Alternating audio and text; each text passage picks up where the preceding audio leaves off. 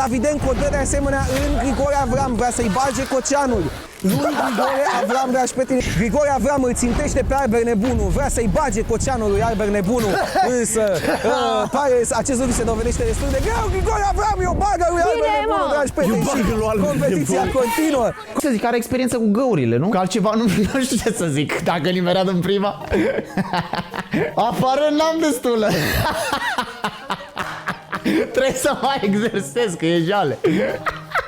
Șansele are să fie cel de-al doilea care își închide găurica în această primă probă. Găurica mica! Iauzi, sunteți lingușitori, uitați-vă la noi suntem câștigători, iauzi, stai așa, nu mai zic nimic, mai dă-te în p***mea!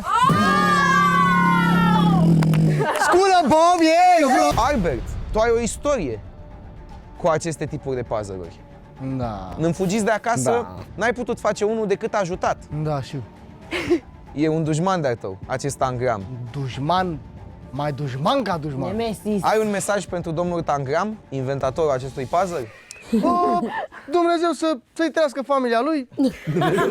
N-am nimic cu el personal, dar îl iubesc să fie să... Și eu nu mă simt aiurea, în același timp mă simt și bine că nu ies, dar nici aia, mă simt și aiurea. Cu numărul 4. Însoțit și de o declarație. Tina Duceac, îmi pare rău de ce s-a întâmplat astăzi. Are 5 voturi în acest moment. Mi se topește sufletul, bă. Tina Duceac. Cât de amuzant e. Dar nu mai citi dacă scrie Tina, zici și tu la mișto la lume să nu mai... Tina Duceac.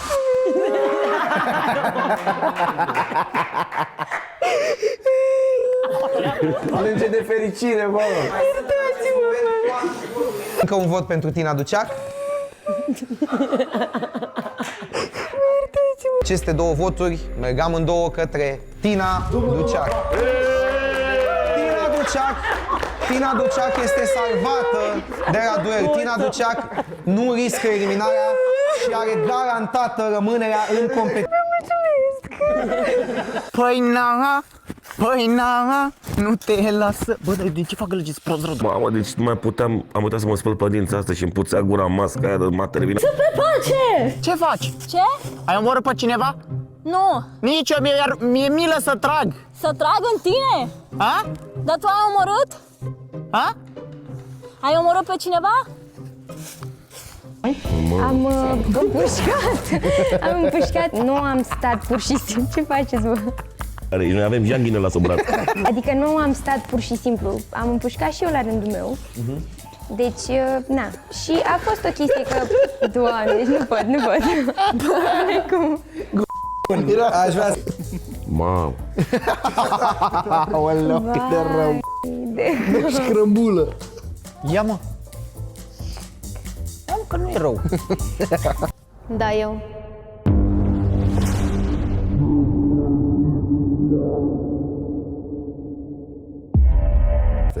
Da, eu. Ce vă zic? Ce vă spun? Vlad, așa zis.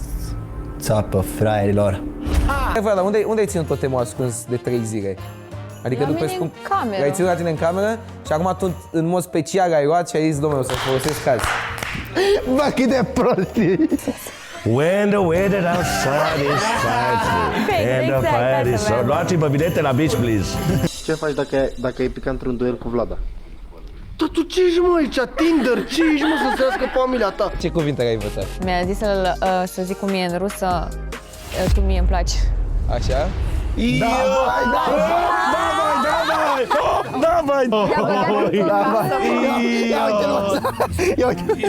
Oh my god! Oh my god! Mă, tu ai zis îmi place de tine, gen, așa ai zis. Îmi place de tine, George, asta vai să zici. Da. Îmi gătești. Da, gen. E cu subînțeles cum ar veni. Am vrut să întreb cum se zice îmi place de tine în rusă. Mi-a zis, dar procesorul meu a dat eroare. Deci nu mai știi acum cum se spune. Ai Păi uitat numai cum ce se ți-am spune. zis. Limine. Mai tare zic. În engleză zice. Timnie. Limne. Lemne. Ai uitat? Da. Ravișsea. Limne, raviștea. Nota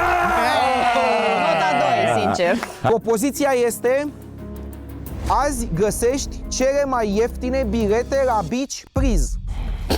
Pe bune, da? Păi te auzi ce ne-a pregătit, face te auzi ce veche, vine probă de matematică, fii de la mine că scriu mare. Așa când a dat propoziția, zic, ce probă de matematică e asta? E română, mâncați. Știi și hot dogi? Eu mănânc de foame. Adu hodogii la tata. Și ai bag să moară aia dacă te mint.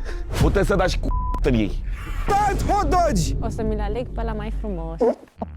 Mulțumesc frumos, eu i-am făcut. Eram sigur că prea un deliciu. Dacă vă e foame, Nu vreau să zic. Vreau. Imogen este un adversar imprevizibil în această probă. O să vin acum să vă dau niște șervețele Elfi. Da, savuram și mă uitam la Imogen și a aruncat hot dogi peste cap, Doamne. Cine a aruncat? Cine a aruncat? Cine a aruncat? Imogen a aruncat hot dog-ul și va fi penalizat. L-a aruncat pe jos. Imogen, în acest moment vă anunț că Imogen nu mai are nicio șansă să câștige această probă. Ia și șterge-te, ești descalificat. Ia, ți arunc dumicatul, nu știu ce, vine și ești descalificat. Am vomitat atunci, pe loc, am vomitat, am murit. Și a scos din gură mâncarea, mă, și a aruncat-o. Imogen e mai imprevizibil ca mine. Eu ca eu. Dar Imogen s-a terminat șmecheria. Cum ați auzit? Cum l-ați auzit? Cum l-ați auzit? Ce m***ii tăi? Cum l-ați auzit? Cum l-ați auzit? În el. A planat în aer, ați spus despre Vlada că ar fi trișat. Într-adevăr, ea a deschis planșa mai repede. La proba de memorie. Ce părere aveți despre... Să fie sănătoasă, Doamne ajută. Cine consideră că Vlada a trișat acolo? E cineva care consideră că Vlada a trișat în mod detașat? Mâna sus. Vlada, tu consideri că ai trișat? Eu nu am făcut asta intenționat. Adică eu credeam că trebuie să deschidem deja. Mă fizică mă distruge numai. Și am ce gata, mai că mă mai... Că nu există așa ceva, că nu dau înapoi. Pentru minuna, pentru oamenii de acasă, pentru... Și am pus exact piciorul ăsta să mă ridic după bancă și atunci a fost gata. Știu, mă, dar toată lumea... Haide, mă, să mă băga mai și de picior. Nu vreau. Haide! Eu nu mai vreau. Eu nu mai vreau, nu mai fac nimic. Pua! Diana e la spital să-mi va... Bă, Diana, n-avem cum să chemăm o ambulanță, ceva? Da, te rog. E bine să plângă de durere, efectiv. Sper să vină ambulanța. Ambulanța aici nu e destul de greu. Da, are niște probleme cu genunchiul. Nu mai poate să calce în el, doare foarte tare. Neagu, Marius și eu nu. Da, perfect. Mulțumesc frumos. La revedere. Lasă că e ok. Dă-l încolo. Noi ne-am făcut toate, le-am fost corecți, totul e bine. Dă-l încolo. Acum să-ți rezolvi piciorul. Lasă că e bine, chem ambulanța că te rezolvă imediat. Unde te doare genunchiul tare? Tot piciorul mă doare. Tot piciorul? Nu poate să mai calce în el. Îl doare tot. Cumva, îmi pare rău că a trebuit să fie acolo cu Imogen să-l vadă cum se chinuie și așa. El aparent chiar ne-a zis că ea zicea ok, hai gata și el zicea nu, hai să continuăm, că el tot voia să o ducă, să tragă. Pare rău, bă. Ce ai? What the fuck? Mamă, nu mai pot. Gata, dar nu-l mai mișca. Nu-l mai mișca. Deloc. Mamă, și puteam să continui cu... Lasă. Oricum ne-am descurcat chiar bine. Dă-i încolo. Dă-l încolo de concurs. Și va fi mai important un concurs decât sănătatea ta, frate. Ai rămas fără picior, ești nebun. Să plecă. Eu zic că ți s-a dus rotula. Cu siguranță cred că toată lumea ne credea ce mai slab din competiție. Și am vrut să le demonstrez că eu cu ea putem să facem... Istorie. Am făcut istorie invers. Bă, am făcut istorie până la urmă, am făcut. Nu mai puteam să mai merg, nu mai pot să mai merg. Nu e nimic. Chiar nu e nimic. Nu mai pot să merg. Nu e nimic, vine acum ambulanța și hai să vezi că o să... Mamă, nu mai pot. E gata. Băga mai și picioarele să... E după aici. E rotula? Bă, ți s-a mișcat rotula, mă, și tu ai mers atâta timp? Păi tu trebuie să câștigi premiul, ești nebun la cap. Doamne, tu ai mers cu rotula mișcată, tu ești cu capul. Bună seara! Bună seara. Aici, la Nu genul. pot să cal deloc în ea, deloc. Și umflat? Nu știu, că nu m-am uitat, nu pot să... Ai căzut pe el? Nu, n-am căzut, era o probă și m-am... Te-ai aplecat prea tare? De vreo 4-5 zile e așa. Suntem într-o competiție și m-am forțat prea mult. N-ai luat nimic ca zilele astea? Am dat cu ceva cremă și am avut-o de aia pentru picior.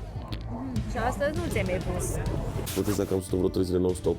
Deja am făcut să-mi pun la picior pe aici niște vânătăi. Și am zis, bai să mai stau și fără. Dar cred că dacă o aveam, nu cred că era problema asta. Așa a fost să fie, na. Asta este. Calci pe cel bun și te întorci, te învârți. Mamă. Am